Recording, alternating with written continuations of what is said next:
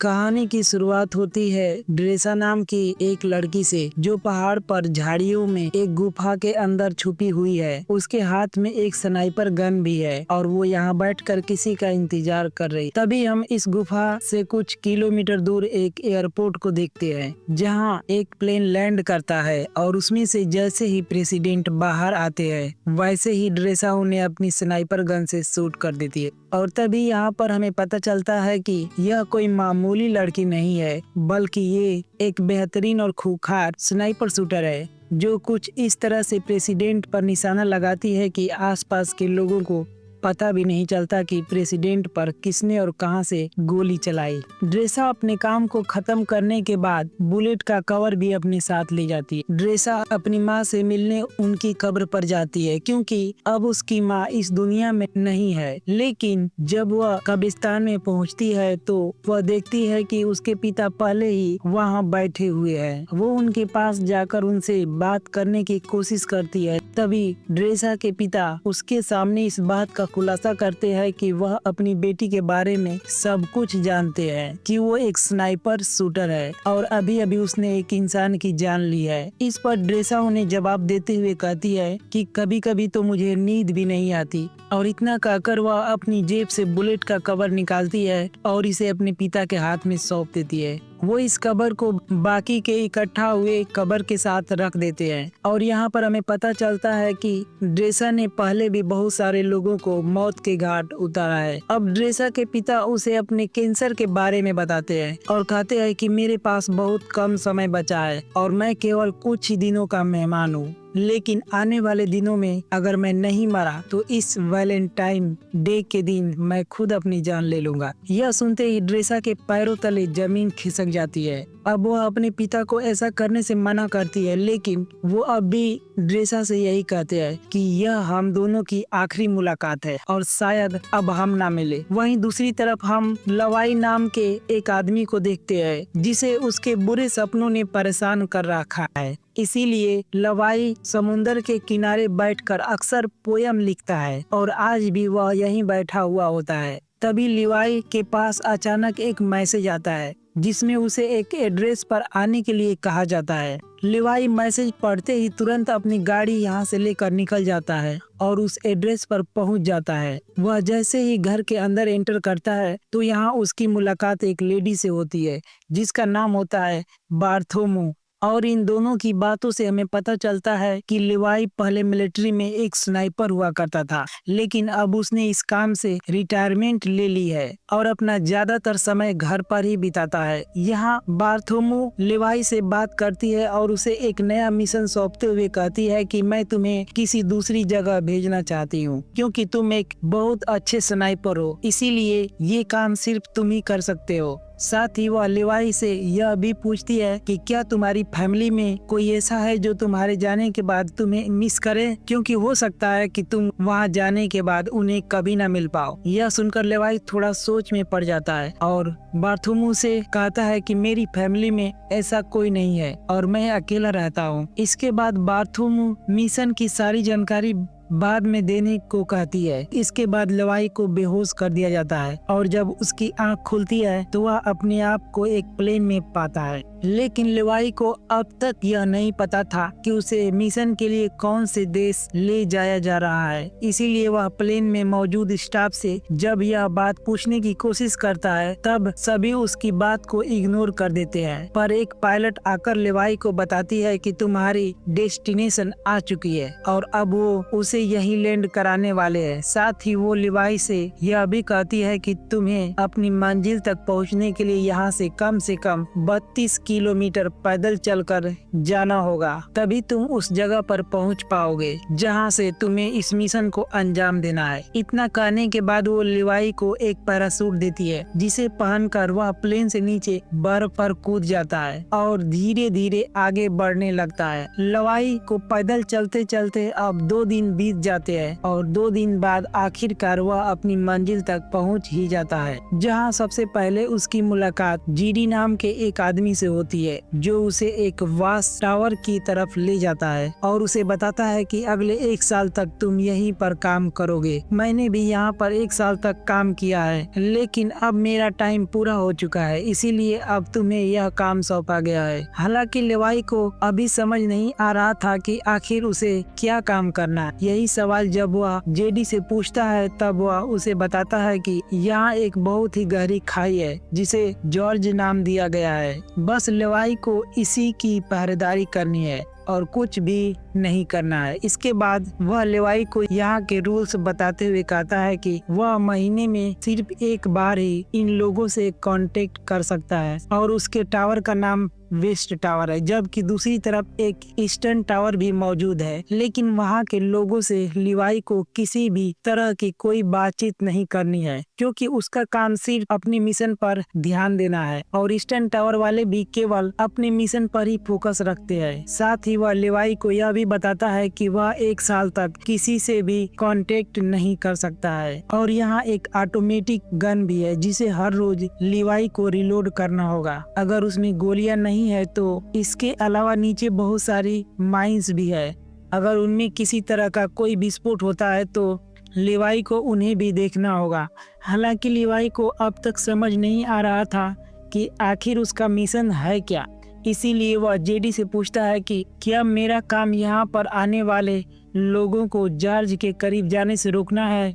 इस पर जेडी कहता है नहीं, जो चीज जॉर्ज के अंदर है उसे ऊपर आने से रोकना है। फिर वो एक छोटा सा बम उठाता है और उसे जॉर्ज के अंदर फेंक देता है। जैसे ही धमाका होता है, अचानक खाई से एक बहुत ही डरावनी और अजीब सी आवाज सुनाई देती है, जो किसी मॉन्स्टर की तरह लग रही थी। और यहाँ पर हमें इस खाई की असलियत का पता चलता है कि इसके अंदर कोई छोटी मोटी या मामूली चीज नहीं है, बल्कि कुछ बेहद ही खौफनाक छुपा हुआ है। इसके बाद जेडी लेवाई से कहता है कि जो चीजें जॉर्ज के अंदर छुपी हुई है उन्हें लोइन कहा जाता है और तुम्हें उन्हें ऊपर आने से किसी भी हाल में रोकना होगा। ऐसा कहा जाता है कि साल 1940 में सेना की 3 बटालियन इन्हीं लोइन को रोकने के लिए नीचे गई थी, लेकिन वह भी कभी वापस नहीं आई। साथ ही वह लेवाई को एक स्ट्रे डॉग अलार्म के बारे में बताता है। जिस दिन वह अलार्म बजना शुरू हो जाए, उस दिन तुम बिना कुछ सोचे समझे बस यहाँ से अपनी जान बचाकर भाग जाना। हालांकि मुझे भी नहीं पता कि ऐसा क्यों बोला गया है, लेकिन मुझे जो पता है बस वह मैं तुम्हें बता रहा हूँ। इतने में इन दोनों की नजर सामने वाले टावर पर पड़ती है, जहाँ आज किसी नए अफसर को लाया गया है, क्योंकि पुराने अफसर को 1 साल पूरा हो चुका था। अब जेडी लेवाई को खाने पीने के बारे में बताते हुए कहता है कि उसका 1 साल के खाने का इंतजाम यहाँ कर दिया गया है, बाकी अगर वह चाहे तो शिकार भी कर सकता है। वहीं जेडी लेवाई के सामने इस बात का भी खुलासा करता है कि यह जगह 75 सालों से सीक्रेट रही है और किसी को भी इसके बारे में कुछ नहीं पता है और हमें भी आने वाले टाइम में इस जगह को सीक्रेट ही रखना है। इतना कहने के बाद जेडी यहाँ से निकलकर बाहर आ जाता है और सिग्नल देने के लिए जैसे ही स्मोक करता है, तब एक हेलीकॉप्टर उसे लेने के लिए आ जाता है और जेडी इसमें चढ़ जाता है। लेकिन हेलीकॉप्टर में मौजूद अफसर पहले उससे उसकी आइडेंटिटी पूछता है और फिर उसे शूट कर मार देता है, जिससे हमें पता चलता है कि यह जगह इतनी सीक्रेट है कि यहाँ से किसी को भी बाहर जाने नहीं दिया जाता। इधर हम लेवाई को देखते हैं, जो बिल्कुल वैसे ही करता है जैसे उसे बताया गया था। वो ऑटोमेटिक गन के अंदर गोलियां डालता है और आसपास का जायजा लेने लग जाता है। जब पूरा 1 महीना गुजर जाता है, तब वह यहाँ से किसी को कांटेक्ट करने की कोशिश करता है और उन्हें बताता है कि मेरा किसी भी दुश्मन से कोई आमना सामना नहीं हुआ है। इतना कहकर वह कॉल कट कर देता है, क्योंकि उसे बस इतनी ही बातें करने की इजाजत दी गई थी और यह मैसेज उसे हर महीने में केवल 1 बार ही भेजना है। इसके बाद वह अलमारी में रखी किताबें पढ़ने लगता है कि तभी उसकी नजर दीवार पर लिखे हुए कुछ मैसेज पर पड़ती है जो यहाँ रहने वाले इंसानों ने अपने अपने एक्सपीरियंस के हिसाब से लिखे थे। इन्हें पढ़ने के बाद लिवाई बाहर आ जाता है और एक टेलीस्कोप की मदद से दूसरे टावर को देखने की कोशिश करता है जहाँ उसे एक लड़की बैठी हुई दिखाई देती है जो कि कोई और नहीं बल्कि ड्रेसा ही थी। ड्रेसा की खूबसूरती देखकर लिवाई उसे देखता ही रह जाता है लेकिन बात करने की कोशिश नहीं करता क्योंकि उसे दूसरे वॉच टावर से कांटेक्ट करने के लिए मना किया गया था। इसी तरह लिवाई को यहाँ 2 से 3 महीने बीत जाते हैं और अब ड्रेसा भी उसके बारे में जान चुकी थी। इसीलिए एक दिन जब उसका बर्थडे होता है तब वो लिवाई से बात करने का फैसला करती है और एक पेपर पर लिखकर लिवाई से उसका नाम पूछती है। यह देखने के बाद वह भी एक बोर्ड उठाता है और उसके जरिए ड्रेसा को बातचीत करने से मना करता है लेकिन ड्रेसा फिर भी उसे अपना नाम बता देती है जिसके बाद लिवाई भी ज्यादा ना सोचते हुए अपना नाम लिख देता है और इस तरह दोनों में दोस्ती हो जाती है। एक दिन जब लिवाई को पता चलता है कि ड्रेसा एक स्नाइपर है तो वह उसका टेस्ट लेने के लिए उसके सामान पर निशाना लगाता है जिसके बाद ड्रेसा भी अपने आप को प्रूफ करने के लिए स्नाइपर उठाती है और उसके वॉच टावर पर निशाना लगाती है लेकिन तभी उसकी नजर कुछ मॉन्स्टर पर पड़ती है जो कि खाई से बाहर आ रहे थे। वह जल्दी से लिवाई को इशारा करके यह बात बताने की कोशिश करती है जिसके बाद वो उन मॉन्स्टर पर ताबड़तोड़ फायरिंग शुरू कर देता है लेकिन उनकी तादाद बहुत ज्यादा थी इसीलिए ड्रेसा भी लिवाई की मदद करती है और वॉच टावर से ही उन मॉन्स्टर का खात्मा कर देती है। पर इसी दौरान एक मॉन्स्टर उसके पास पहुंच जाता है जो देखने में आधा इंसान और आधा जानवर जैसा था। ड्रेसा जब उसे देखती है तो वह अपनी जान बचाने के लिए उस पर गोली चलाने की कोशिश करती है लेकिन कोई फायदा नहीं होता और वह मॉन्स्टर लगातार ड्रेसा की तरफ बढ़ता रहता है लेकिन सही वक्त पर लिवाई उसे शूट कर उसकी जान ले लेता है और ड्रेसा को बचा लेता है। इसके बाद अगले दिन लिवाई माइंस के अंदर जाता है जहां अचानक खाई में से एक छोटा सा ड्रोन निकलता है और उड़कर यहां से चला जाता है लेकिन उसके जाने से पहले लिवाई और ड्रेसा दोनों ने इसे देख लिया है लेकिन इन्हें पता नहीं होता कि आखिर यह क्या है। इस तरह इन दोनों को यहाँ कुछ महीने और बीत जाते हैं और अब दिसंबर का महीना शुरू हो जाता है जहाँ एक दिन अब लिवाई ड्रेसा से मिलने का फैसला करता है और वह अपने आरपीजी में जहाँ मिसाइल डाली जाती है उस जगह पर एक रस्सी को बांध देता है। उसे ऐसा करते हुए ड्रेसा भी देख लेती है लेकिन उसे भी समझ नहीं आता कि आखिर लिवाई करना क्या चाहता है। इतने में लिवाई इस मिसाइल को दूसरी तरफ छोड़ देता है जो कि एक रस्सी के सहारे बंधी हुई थी और यह रस्सी ड्रेसा के पास पहुंच जाती है जिसके बाद वह इसे एक पेड़ से बांध देती है और फिर लिवाई रस्सी के सहारे यहाँ से दूसरे वॉच टावर तक पहुंच जाता है। इधर ड्रेसा जब उसे देखती है तो उसे बहुत ज्यादा खुशी होती है पर वह लिवाई को गले लगाने से पहले उसे नहाने के लिए कहती है और खुद सीसीटीवी कैमरे की मदद से लिवाई को नहाता हुआ देखती है। इसके बाद ये दोनों एक दूसरे से बहुत सारी बातें करते हैं और इस दौरान ड्रेसा लिवाई से पूछती है कि तुमने सबसे लंबा शॉट कब मारा था। इस पर लिवाई बताता है कि मैंने 3240 मीटर दूर से एक आदमी को मार गिराया था और पहले मैं मरीन में काम किया करता था। इसके बाद वो ड्रेसा से पूछता है कि आखिर इस जगह में ऐसा क्या है जो इसे इतना सीक्रेट रखा गया है। तब ड्रेसा उसे ज्यादा ना सोचने और अपने काम से काम रखने के लिए कहती है। साथ ही उसे अपने पिता के बारे में भी बताती है जो शायद अब तक मर चुके होंगे। इसके बाद वह म्यूजिक प्ले करती है और लिवाई से डांस करने के लिए कहती है जिसके बाद ये दोनों साथ में डांस करते हैं और एक दूसरे के करीब आकर यही सारी हदें पार कर देते हैं। इसी दौरान लिवाई ड्रेसा को अपनी कविताओं के बारे में बताने लगता है और उससे कहता है कि मैंने तुम्हारे लिए भी एक पोयम लिखी है। इतना सुनते ही ड्रेसा उसे पोयम सुनाने के लिए कहती है लेकिन लिवाई उसे यह कहकर मना कर देता है कि जब हम दोनों यहाँ से निकल जाएंगे तब मैं तुम्हें वो पोयम सुना दूंगा। अब सुबह होते ही लिवाई यहाँ से जाने का फैसला करता है लेकिन जैसे ही वह बीच रास्ते में पहुँचता है तो देखता है कि मॉन्स्टर उसके वॉच टावर पर चढ़ रहे हैं। पर टावर पर लगी माइंस से जब वो टकराते हैं तो एक बहुत बड़ा धमाका होता है जिससे लिवाई की रस्सी जल जाती है और वह इस खाई में गिर जाता है। इधर ड्रेसा भी यह सब देख रही होती है इसीलिए वह लिवाई को बचाने के लिए जल्दी से एक पैराशूट लेती है और बिना कुछ सोचे समझे खाई में कूद जाती है जिसके बाद हम ड्रेसा को एक नदी में बहते हुए देखते हैं। जो कि इसी खाई के अंदर मौजूद थी। वह किसी तरह अपने आप को बचाकर किनारे तक ले जाती है। वहीं हम लवाई को एक पेड़ से लटका हुआ देखते हैं, जहां अचानक एक बड़ा सा कीड़ा आकर उस पर हमला कर देता है, जिस वजह से लिवाई को पेड़ की जड़ें पूरी तरह से जकड़ लेती है। इसके पहले कि वह लिवाई को नुकसान पहुंचा पाती, यहाँ ड्रेसा आकर उसे बचा लेती है और यह दोनों इस जगह को देखने लगते हैं कि तभी यहाँ कुछ होलोमन घोड़ों पर सवार होकर आते हैं और इन पर हमला कर देते हैं। लेकिन लिवाई और ड्रेसा इनसे डरने के बजाय इनका डटकर मुकाबला करते हैं और दोनों होलोमन को मार देते हैं, लेकिन एक वहां से भाग जाता है। इधर लिवाई ने जिस होलोमैन को मारा था वह अब उसे चेक करने के लिए उसके पास आता है, तो देखता है कि इसने जो वर्दी पहनी हुई है वो वर्दी किसकी है। तभी उसे जेडी की बताई हुई बात याद आती है कि आज से सालों पहले 3 बटालियन खाई के अंदर गई थी जो कभी वापस नहीं आई, लेकिन ये अब तक जिंदा कैसे है। यही सवाल लिवाई को सोचने पर मजबूर कर देता है। खैर, अब ये दोनों आगे बढ़ते हैं और एक ऐसी जगह पर पहुंच जाते हैं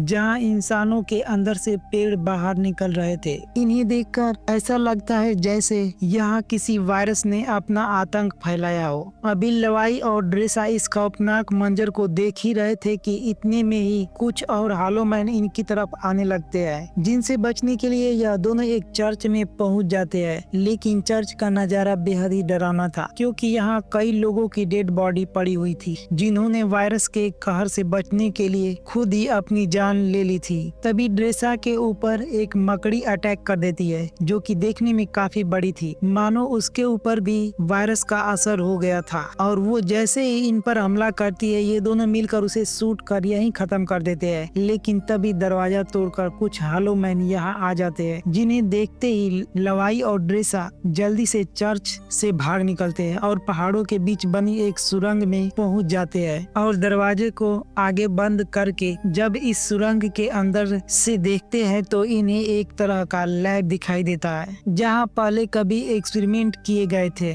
यहाँ इन्हें एक बैकअप जनरेटर भी मिलता है, जिसे यह लोग स्टार्ट कर देते हैं और फिर लिवाई को यहाँ एक डीवीडी प्लेयर भी मिलता है। डीवीडी के इस कैसेट को जब ये दोनों प्ले करते हैं तो स्क्रीन पर एक लेडी दिखाई देती है, जो इस जगह को लेकर अपनी सीक्रेट मिशन के बारे में बताती है। साथ ही वह आगे यह भी कहती है कि हम यहाँ एक केमिकल मिसाइल बना रहे थे, जिसमें बहुत सारे लोग मिलकर काम कर रहे थे। लेकिन एक दिन जब इस जगह पर भूकंप आया तो भूकंप की वजह से जो मिसाइल हमने तैयार की थी वह लीक होनी शुरू हो गई और इस तरह यह केमिकल आसपास फैल गया, जिसकी वजह से कई लोग इन्फेक्टेड हो गए और मैं भी इन्फेक्टेड हूँ। हालांकि उन्होंने यह बात मिलिट्री को भी बताई थी और कहा था कि इस जगह के ऊपर बमबारी करके इसे डिस्ट्रॉय कर दिया जाए ताकि ये केमिकल बाहर कहीं ना फैल सके। लेकिन मिलिट्री ने इनकी बात पर गौर नहीं किया। इस लेडी की बातें सुनने के बाद अब लिवाई और ड्रेसा को सब कुछ समझ में आ जाता है, इसीलिए यह सुरंग को और करीब से जानने की कोशिश करते हैं और तब इन्हें यहाँ एक नए जमाने का कंप्यूटर मिलता है, जो कि काफी अजीब बात थी।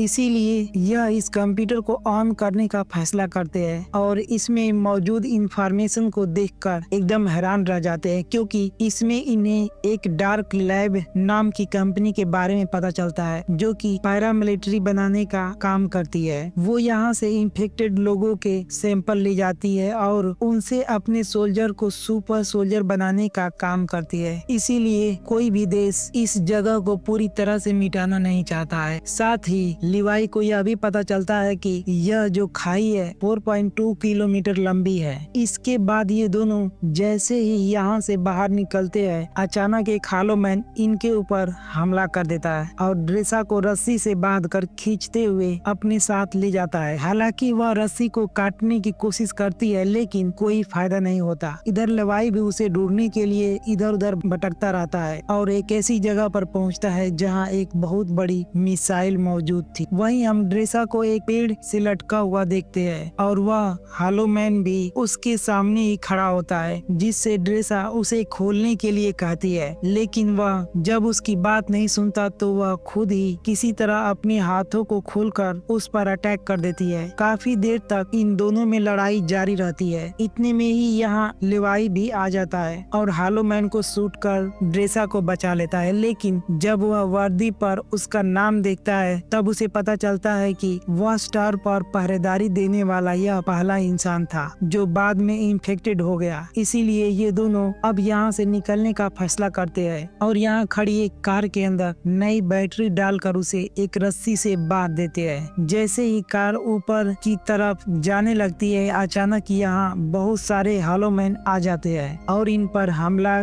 कर देते हैं। पर ये दोनों अपनी स्नाइपर से इनमें से कई हॉलो मैन को मौत के घाट उतार देते हैं, लेकिन एक वक्त पर आकर इनकी गोलियां भी खत्म हो जाती है तो यह इनमें आग लगा देते हैं और एक पहाड़ी पर पहुंचकर इस कार को भी नीचे ढकेल देते हैं और फिर यह किसी तरह ईस्टर्न टावर तक पहुंच जाते हैं। लेकिन इन्हें इस बात का डर होता है कि इनमें से कोई इन्फेक्टेड ना हो गया हो, इसीलिए लेवाई अगले दिन रस्सी की मदद से अपने वॉच टावर पर पहुंच जाता है, जहां बार्थोमू उससे कांटेक्ट कर पूछती है कि क्या तुम जॉर्ज के अंदर गए थे। इस पर लेवाई मना कर देता है। यह सुनकर बार्थोमू उससे कहती है कि हो सकता है कि दूसरे टावर का कोई अफसर जॉर्ज में गया हो, क्योंकि किसी ने हमारे कंप्यूटर को स्टार्ट किया है, इसीलिए अब तुम्हें उसे मारना होगा। हालांकि बार्थोमू ने पहले ही सीसीटीवी फुटेज में देख लिया था कि यह दोनों जॉर्ज में गए थे, लेकिन वह लेवाई के सामने इस बात का खुलासा नहीं करती है, बल्कि खुद ही अगले दिन यहाँ आ जाती है। लेकिन इसके हेलीकॉप्टर को लेवाई और ड्रेसा दोनों देख लेते हैं और इन्हें पता चल जाता है कि यह इन्हें मारने के लिए यहाँ पे आई है, इसीलिए यह जल्दी से जंगल की तरफ भाग जाते हैं। लेवाई को पता था कि 4.2 किलोमीटर को पार करने के बाद यह खाई आपस में मिल जाती है और फिर वह ड्रेसा से मिल सकता है, इसीलिए यह वॉच टावर के एंटीने पर हमला करता है और यहाँ अलार्म बजना शुरू हो जाता है, यानी कि यहाँ अगले 2 मिनट में स्ट्रे डॉग मोड ऑन हो जाएगा और यह जगह अपने आप ही डिस्ट्रॉय हो जाएगी।